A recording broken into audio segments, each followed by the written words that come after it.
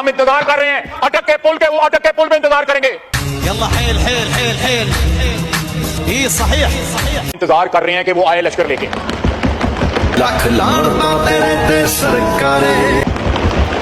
उसने जो हमारे मुतल्लक कहा है ना कि फलाना का बाप और फलाने का बाप, अगर उसका कोई है तो आए लश्कर लेके यहाँ पे।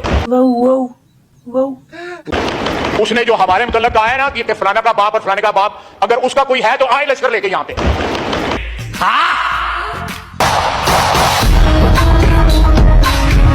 उसने जो हमारे मुतल्लक कहा है ना कि फलाना का बाप और फलाने का बाप, अगर उसका कोई है तो आए लश्कर लेके यहाँ पे।